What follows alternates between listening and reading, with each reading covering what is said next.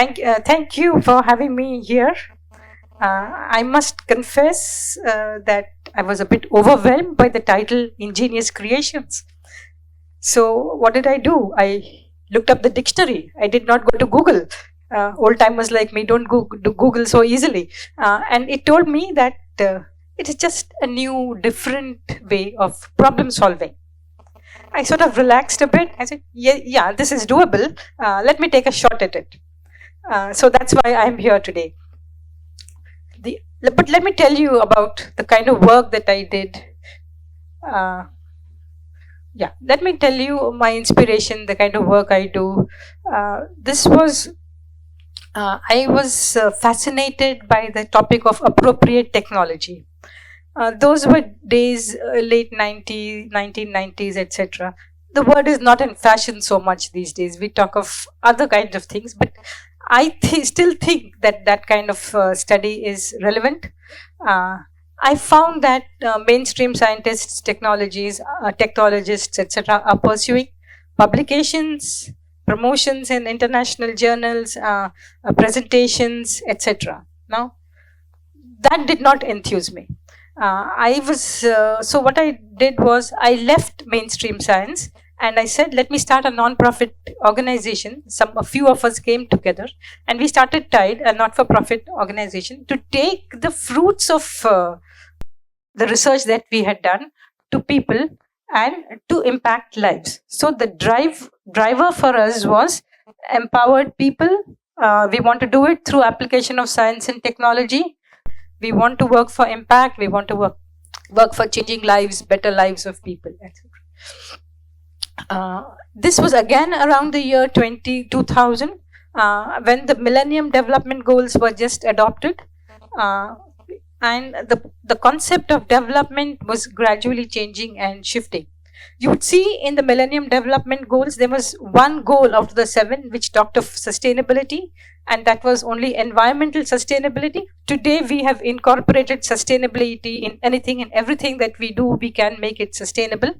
But surprisingly, the term sustainable development was defined as early as I think 1992 or 1996, which they defined it as interventions where you can change your own lives or give the opportunity to the younger generation and the future generations to also improve lives while you are improving your life yourself, something like that.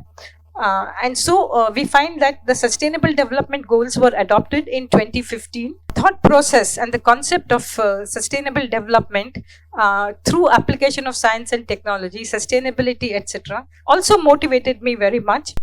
And I said, yes, I am going to work for a more sustainable lifestyle for people who need it the most. And here you would find that sustainability features in every goal. I said I want my topic to be triggers for sustainable development. Who are these triggers, or what are these triggers? I want to change lives. If I want to make the world a better place for people who are unfortunate, deserving, without access to energy, resources, poverty, etc., they are the triggers for me, is what I told myself. But the way they have triggered the thought process in my mind, the way they have forced me or enabled me to innovate for their needs is something very remarkable. We find that these semi-literate men, women, no opportunities, no awareness, nothing.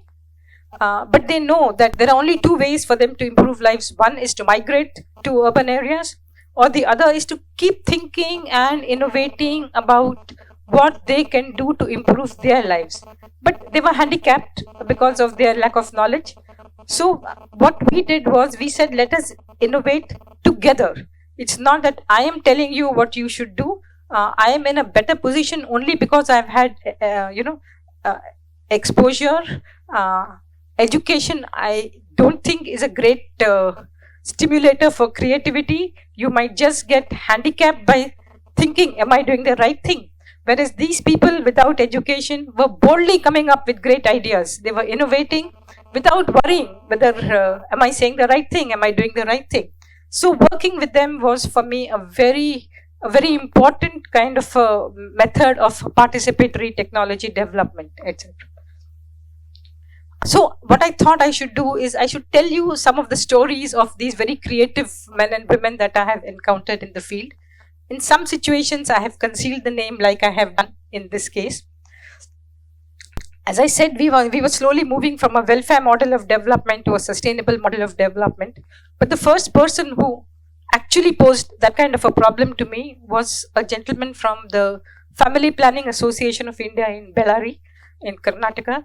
He told me that I have this one person who keeps coming to me every few months for a medical termination of pregnancy. She is precarious health, she's extremely poor. Can you do something to help this person? I was intrigued at the problem statement.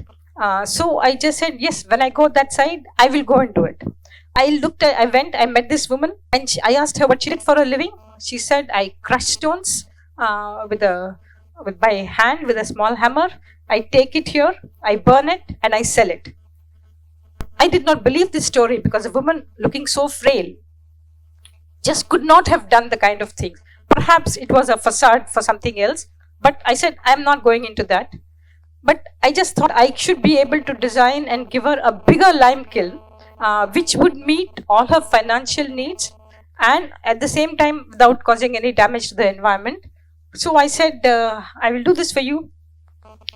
Curiously, she asked me, she said, are you going to use jaggery, batasa, that is crushed sugar and lime in the construction of this? I said, no, why should I? She said, you don't know, Gol Gumbaz has been constructed using this kind of a material. It's 400 years old and it's not leaking today. And I said, how did this woman know about this kind of information? He said, well, one of the fathers of my children told me. But I said, now this triggered creativity for me and my team. I said, when I'm constructing biomass fired dryers and where I'm having problems of leakages, cracks, etc., I will use this kind of a construction material very minimally. That's what I did. And I said, I'm not constructing a monument, so sorry, I cannot give you a Gol Gumbaz, but see what you can do with this. These are again two other amazing women who have worked with me for long years. We were doing a dissemination program on mud stove, fuel efficient mud stove construction in Karnataka by calling it as a livelihood activity. These women went from village to village, stayed in houses of strangers. They innovated themselves with a little bit of modifications to the stove design, to the method of construction. They understood the plasticity of the clay in different regions, etc. So they were innovating and they were creative in their own way. They became very successful. They overcame jealousies from husbands. They overcame harassment from the community of men around them who did not like to see successful women in villages. But these women were educating their children, sending them to hostels. And Lalita Bai, backward class woman, illiterate woman, received the first Women Exemplar Award from CII. She also was the first winner of Women Transforming India Awards of Niti Aayog. Katyayani, the other woman, was more grassroots focused. She said, I will fight my situation. She contested the Panchayat elections. She won, and now she's working for women's welfare and such activities. This is another inspiring woman I met. I used to go to Myanmar frequently for some work. She was from a village called Chongyu on China border of Myanmar. One day the village was flooded and it hit her that I have no other way to earn a livelihood. I have no skill. What will I do? How will I support my family? Walking randomly on the road, she discovered that a pottery exhibition and said, yes, I'm going to do pottery. Took her a couple of years to learn the skill. She developed mud pots designs, but she understood by the time she perfected it, everybody was using plastic. She said, what do I do now? But luckily, the Forest Department of Myanmar government engaged her and told her, can you build pottery stoves? She did it, she redesigned it, she fired it, a lot of innovation went into it. Then international aid agencies came in and they said, yes, we want you to do this work. Her business grew. She did not grow her business, but she transferred her know-how to a set of 8 or 10 other women. And then there is a cluster of women potters in that region where nothing existed.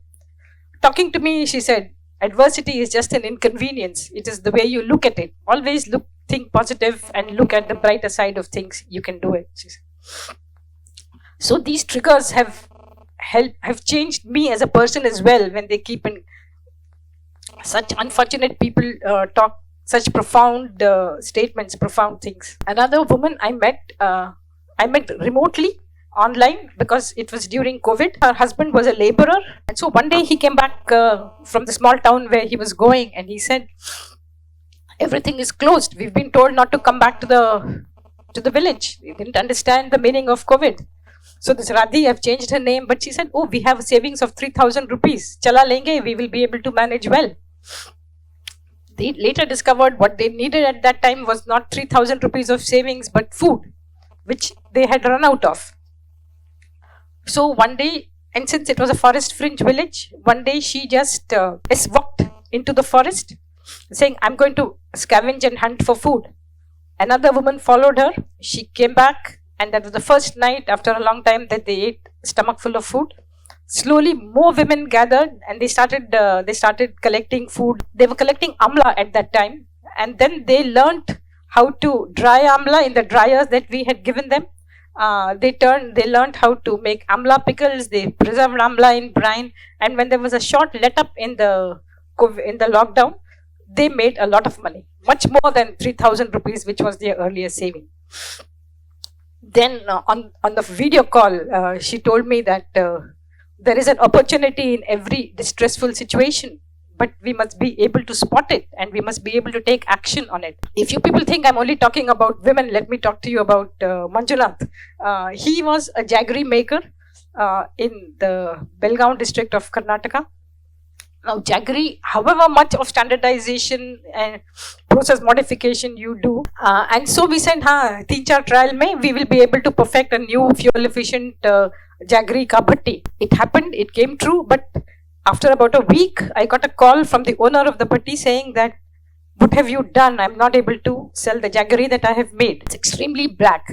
I suspected foul play, and I went there, I stood overnight.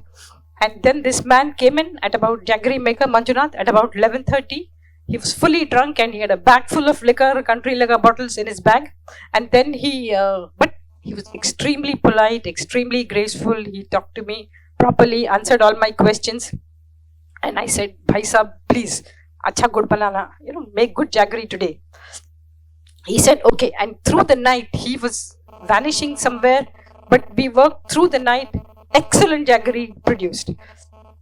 I said, I need to get to the bottom of this. There is something beyond technology here.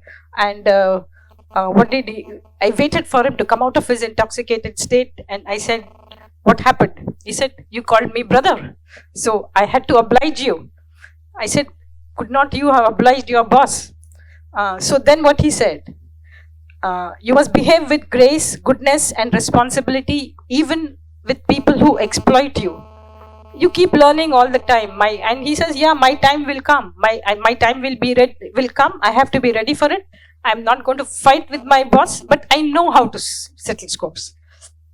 An extremely creative person. So now I come back to my definition of triggers. I have another statement which I will tell you now, which says that the importance of the statement, necessity is the mother of invention. So people who have the need are not equipped to innovate, and that has been their tragedy. So the kind of participatory technology development tools, etc., that we developed, we made sure that we adopted participatory processes, and we went to people and worked alongside with them. The other last thought that I have to share with here is that we are now in the age of IT, BT, startups, unicorns, and there's a lot of money coming that way. But for appropriate technology, which I said is not in fashion, there is not enough money, there is not enough opportunity, and it continues to be a demanding field. But so I would urge organizations like CharuSat to maybe also embrace appropriate technology with the message that you are changing lives and you will feel blessed at the end of the day. Thank you.